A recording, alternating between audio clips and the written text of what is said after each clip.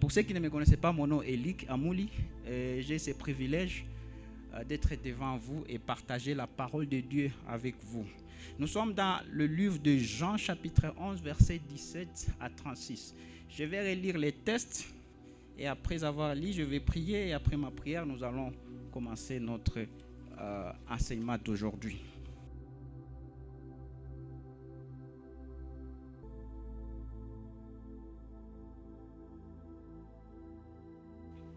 Seigneur, nous voulons te remercier de ce que tu es bon, de ce que tu es miséricordieux. Merci pour les dons d'Isali. Et nous espérons à ta parole. Nous soupirons après ta promesse. Et nous aspirons à ta consolation. Quelles que soient les épreuves, quelles que soient les difficultés que nous rencontrons, ne t'oublions pas. Mais nous espérons à ta délivrance. Alors que nous venons maintenant à ta parole, nous te demandons dans ton amour infini et fidèle de nous donner la vie. Fortifie-nous et guide-nous afin que nous puissions garder les témoignages qui nous viennent de ta bouche. À cause de cela, nous te les demandons pour l'amour de Jésus-Christ. Amen. Nous poursuivons notre série d'enseignements. Les rencontres avec Jésus qui changent tout. Et c'est ça notre thème central, c'est ça notre thème principal. Et ça fait pratiquement 5 semaines que nous sommes en train d'étudier cette série d'enseignements. Et aujourd'hui, c'est la 5e semaine. Et notre thème de ce matin, c'est Marthe et Marie les désespérés. Et nous allons nous servir du livre de Jean, chapitre 11, versets 17 à 36. Ce que les dimanches passés et les dimanches antérieurs, nous avons vu les rencontres avec Nicodème et la femme samaritaine. Et ces rencontres-là nous montrent ce qui ne va pas dans ce monde. Et quand nous venons en lisant l'histoire, en lisant la rencontre de Marie et de Marthe avec Jésus, ces rencontres-là nous montrent la personne qui peut résoudre ces problèmes du monde. La personne qui peut remettre en ordre tout ce qui ne va pas dans ce monde. Et dans ce passage de Jean chapitre 11, nous voyons aussi un Jésus qui non seulement nous donne un espoir futur, mais également il nous donne aussi, il nous donne sa présence réconfortante. C'est quelqu'un qui nous réconforte, c'est quelqu'un qui nous console, c'est quelqu'un qui pleure avec nous dans les moments difficiles, dans les moments de souffrance. Jésus, il est quelqu'un qui nous console, il est quelqu'un qui pleure avec nous. Et j'aimerais encore vous poser une question, mes chers amis. Quand vous vous retrouvez en situation de souffrance, que cherchez-vous d'habitude auprès de Dieu? Que cherchez-vous d'habitude auprès de Dieu? Que cherchons-nous généralement auprès de Dieu quand nous souffrons? Je suppose qu'il y a des choses que nous cherchons auprès de Dieu souvent. Et la première chose, c'est soit une réponse, soit des excuses. Lorsque nous souffrons, nous avons tendance à entendre une réponse immédiate, dans l'immédiat. Ou soit des excuses de la part de Dieu. Et nous venons à Dieu avec des questions et des excuses. Mais elles sont toujours là. Peut-être nous les exprimons clairement, ou peut-être nous les exprimons par des murmures, assez lamentable dans notre cœur. Mais elles sont toujours là. Que vous ayez subi une perte, que vous ayez subi une déception de la vie, que vous ayez subi une maladie, lorsque nous nous tournons vers Dieu, nous nous retrouvons à lui demander soit une réponse, soit des excuses. Et souvent des questions surgissent en nous. Et la question est, pourquoi Dieu? Pourquoi Dieu a-t-il permis cela dans ma vie? Quel bien peux-tu sortir de cela? Seigneur, tu aurais pu empêcher cela, mais tu ne l'as pas fait. Pourquoi? Ce qu'on pose Dieu des questions. John Lewis, oui, qui tuifike. Bien sûr, la manière de poser ces questions peut varier, n'est-ce pas? Mais il n'est pas nécessairement des marques de foi, bien qu'elles puissent l'être. Souvent, même lorsque nous faisons confiance à Dieu, nous voulons comprendre, nous voulons savoir ce qu'il est en train de faire. Alors nous lui demandons des réponses en lui posant des questions. Dieu, pourquoi? Pourquoi ceci m'arrive-t-il? Pourquoi cela nous arrive-t-il? C'est ça que nous faisons. Et alors, parfois, nous exigeons davantage. Parfois, si nous sommes honnêtes, nous ne voyons pas comment ce qui s'est passé pourrait produire du bien. Et nous nous retrouvons à entendre des excuses de la part de Dieu. Et notre colère face à la situation se transforme en colère contre Dieu. Et qu'est-ce que nous disons? Nous disons que nous avons raison et que Dieu il a tort. Et qu'il devrait s'excuser pour ce qu'il a fait. C'est que nous voyons des réponses et des excuses. Mes chers amis, à quoi cela ressemble-t-il pour vous quand vous souffrez? À quoi cela ressemble-t-il quand vous souffrez? Et ici, je ne parle pas de ce que vous faites extérieurement. Je ne parle pas de ce que vous montrez extérieurement. Je ne parle pas de ce que vous visez. Mais je parle de ce qui se passe réellement dans votre cœur. Lorsque la souffrance vous frappe en pleine fouet.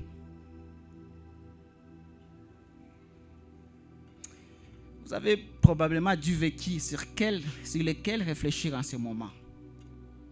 Que vous soyez déçus de ne plus voir vos amis, vos connaissances, ça peut être au quartier, ça peut être au travail, ça peut être à l'école, ou soit vous êtes bouleversé par une perte d'emploi. La situation financière n'est pas bonne chez vous. Et c'est ça la crise que nous sommes en train de traverser actuellement. Et beaucoup de gens sont en train de se poser des questions. Comment est-ce que nous allons survivre? Comment est-ce que je vais nourrir ma famille? Quel sera le futur? Et tout cela vous attriste. Mes chers amis, quelle que soit votre situation actuelle, quelles sont les questions, quelles sont les revendications que vous apportez auprès de Dieu ou devant Dieu? C'est que dans ces passages que nous avons lus, les passages de Jean chapitre 11, versets 17 à 36, nous avons un reflet de nous-mêmes. C'est que nous voyons un reflet de nous-mêmes dans Marthe et Marie. C'est que qu'est-ce qu'on voit dans ces passages? On voit Marthe et Marie envoyèrent chercher Jésus. Et Jésus arrive en retard. Jésus retarde. Et Jésus arrive après que Lazare soit mort depuis 4 jours. Et il n'est pas clair si elle pensait qu'elle aurait pu arriver à temps ou non. Mais qu'est-ce qu'on voit? C'est qu'ils disent sont identiques. Leurs déclarations sont identiques. C'est qu'on voit ici, d'une part, Marthe, elle vient et dit, si tu étais là, Seigneur, si tu étais là, mon frère ne serait pas mort. Souvent, nous aussi, nous nous exprimons en période d'épreuve, en période de souffrance, comme Marthe et Marie. Et qu'est-ce que nous disons? Nous disons, si tel médicament ou tel médicament avait été découvert, un être cher ou mon ami, un être cher de la famille ne serait pas mort. C'est ce que nous disons. C'est ce que nous disons. C'est que nous aussi, nous nous exprimons en période d'épreuve, de souffrance, comme Marthe et Marie. Et si l'on y réfléchit, on devrait reconnaître que ces choses ne sont pas mutuellement exclusives. C'est qu'on voit dans ces passages, Marthe, elle confesse clairement sa foi en Jésus-Christ. Et pourtant, une question semble de se dissimuler avec une plainte. Et qu'est-ce qu'il est en train de dire en d'autres termes? Pourquoi Jésus n'était-il pas là? Il avait dit qu'il les aimait. N'aurait-il pas pu être là? Ce sont des questions que Marthe se pose. C'est que dans ce passage, on voit Marthe vient à Jésus. Et qu'est-ce que Marthe dit? Seigneur, si tu étais là, mon frère ne serait pas mort. On le voit au verset 21. Quelques instants plus tard, Marie sort et prononce exactement les mêmes paroles. Son dessert, même situation, même parole. mais de manière frappante. Voici alors la réponse de Jésus. Et les réponses de Jésus sont radicalement différentes. Et qu'est-ce que Jésus dit? C'est qu'on voit ici Jésus, lorsque Jésus écoute Marthe, il discute presque avec elle. Et le message de Marthe, c'est quoi? Marthe, elle est en train de dire, en d'autres termes, Seigneur, tu es arrivé trop tard. Mais voici la réponse de Jésus au verset 25. Jésus lui dit, je suis la résurrection et la vie. Celui qui croit en moi vivra quand même il serait mort. C'est que le courant du cœur de Marthe va vers le désespoir. Mais qu'est-ce que Jésus fait? Jésus va à contre-courant. Et qu'est-ce qu'il fait? Il reprend son doute et lui offre de l'espoir. Il lui offre de l'espoir. Mais plus tard, on voit aussi Marie qui dit exactement la même chose au verset 32. Et que dit Marie?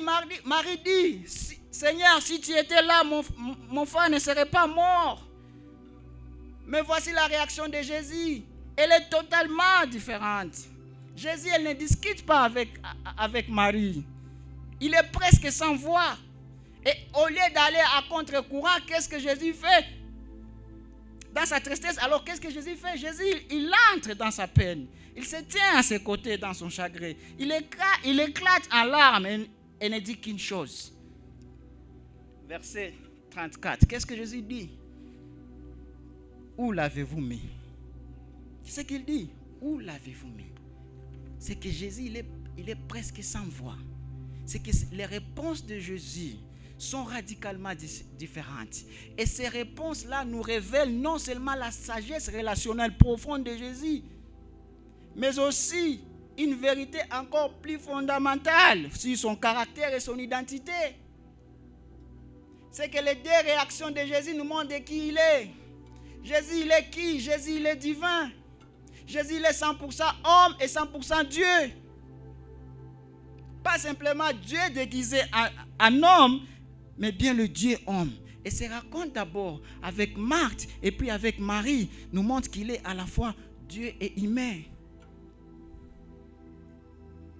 Lorsque Jésus discute avec Marc, il dit, je suis la résurrection et la vie. C'est une affirmation de divinité. Seul Dieu peut donner la vie et seul Dieu peut la reprendre. Remarquez encore ici dans ce passage, Jésus ne dit pas simplement que je peux ressusciter Lazare, que j'ai un accès particulier à un pouvoir surnaturel divin. Et qu'est-ce que Jésus dit? Il dit, je suis la résurrection et la vie. Je suis la puissance qui donne vie à toutes choses et qui me tient tout en vie. C'est ça que Jésus est en train de dire. C'est que Jésus parle. Quand vous lisez les évangiles, quand je parle des évangiles, vous voyez Matthieu, Marc, Luc et Jean. Quand vous lisez ces évangiles, Jésus, il nous parle de sa divinité dans de nombreuses reprises, mais d'une manière indirecte.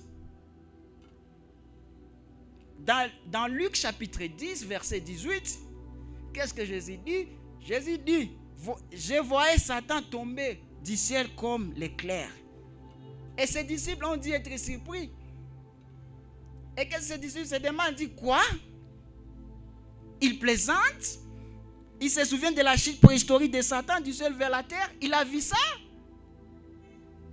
Encore quand vous lisez dans Marc chapitre 2, verset 5, on voit c'est un Jésus qui guérit un paralytique. Et qu'est-ce qu'il commence à dire? Mon fils, tes péchés te sont pardonnés. Et les témoins comprennent qu'il prétend être Dieu et sous-entend que tous les péchés sont dirigés contre lui. Et quand vous lisez aussi dans Jean chapitre 5, on voit c'est une foule qui cherchait à les lapider. Pourquoi? Parce que Jésus il a dit qu'il est égal à Dieu. Et dans Jean chapitre 8, verset 58, qu'est-ce qu'il dit? Les gens essayent à nouveau. Lorsqu'il affirme non seulement être plus ancien qu'Abraham, mais aussi être éternel. Et reprend à son compte le nom divin. Et qu'est-ce que Jésus dit? Avant qu'Abraham fît, je suis. Jean chapitre 8, verset 58. C'est ce qu'il dit. Avant qu'Abraham fît, je suis. Dans Jean chapitre 14, il dit quelque chose de similaire à ce qu'il a dit à Marthe dans le texte que nous sommes en train d'étudier ce matin. C'est que Jésus, il ne prétend pas simplement posséder la vérité, mais être la vérité. Ce qu'on voit dans Jean chapitre 14, verset 6. Qu'est-ce que Jésus dit? Jésus dit, je suis le chemin, la vérité et la vie. Dans Jean chapitre 20, c'est Thomas qui doutait de la résurrection de Christ. Il disait que si je ne le vois pas, je ne peux pas croire. Si je ne le touche pas, je ne peux pas croire. Mais au finish, il a crié. Il a dit quoi? Au verset 28, Jean chapitre 20, il a dit, mon Seigneur, mon Dieu. Dans notre version de la Bible, on dit quoi? Et il adora. Et on voit Jésus accepte son adoration sans la corriger. Mes chers amis, laissez-moi encore vous dire, vous ne pouvez pas être chrétien si vous ne croyez pas à la divinité de Christ. La seconde personne de la Trinité. Vous pouvez être une bonne personne, vous pouvez être une personne religieuse, mais si vous ne croyez pas à la divinité de Christ, vous n'êtes pas chrétien. Et je le répète encore. Mes chers amis, lorsque nous souffrons, Jésus nous donne un espoir futur. C'est la première chose vers laquelle Jésus dirige Marc dans ce passage. Au verset 21, qu'est-ce qu'on voit ici? Marc dit à Jésus, Seigneur, si tu avais été ici, mon frère ne serait pas mort. Mais maintenant même, verset 22, je sais que tout ce que tu demanderas à Dieu, Dieu te l'accordera. Verset 23, Jésus lui dit, ton frère ressuscitera. Verset 24, je sais, lui répondit Marc, qu'il ressuscitera à la résurrection au dernier jour. C'est que Marthe est une juive fidèle. Elle croit à la résurrection future. Qu'un jour, Dieu ressuscitera d'entre les morts tous ceux qui ont mis leur confiance en lui. Et il renouvellera toutes choses et ils vivront pour toujours en sa présence, sans plus jamais être soumis à la mort. Et ceci est l'espoir futur des enfants de Dieu. Ceci est l'espoir futur de vous et moi, en tant qu'enfants de Dieu.